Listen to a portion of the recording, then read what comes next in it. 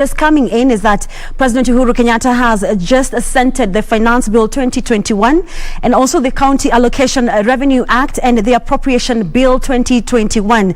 Now, the Finance Bill 2021 introduces amendments to various tax-related acts of Parliament as well as other related statutes in the public finance sector. We'll be giving you details of that and more in our subsequent bulletins. But now let's take a look at what's happening in the world of business.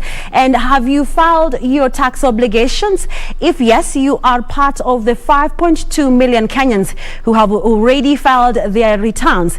Now, if your answer is no, then you are at risk of a penalty of 20,000 shillings if you fail to file your returns by midnight. Now, let's continue with, on top of the fine, you also risk being blocked from applying for jobs and opening bank accounts by Kenya Revenue Authority. The Kenya Revenue Authority had given taxpayers until today, which is the last day of the financial year 2020-2021, to file their annual tax returns. With the imminent deadline, only 5.2 million Kenyans have successfully filed their income tax returns out of the 6.5 million target. KRA Tax Manager Wanja Wangondo says about 1.3 million Kenyans are yet to file their tax returns. Wangondo says the number is, however, an increase compared to 3.1 million who had filed their returns by the same period last year. It is a 25% increase for the similar period last year. So that clearly indicates that Kenyans are coming out in big numbers. And I know by today, tomorrow, we will see a great increase on the same.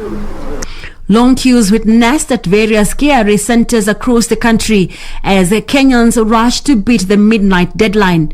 Individuals who fail to file income tax returns by midnight will face penalties of up to 20,000 shillings and risk being blocked from applying jobs or opening bank accounts.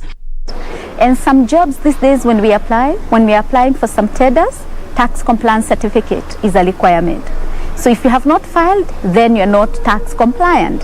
And so you'll not be able to get it until you file and pay the penalties that you're required to. The taxman says they have enhanced the iTax system to handle the high traffic traditionally witnessed during last-minute rush. KRA has ruled out extending the tax filing deadline, saying Kenyans had been given ample time to comply. Individuals with employment income require P9 forms issued by their employers to file their tax returns. Moving on, the government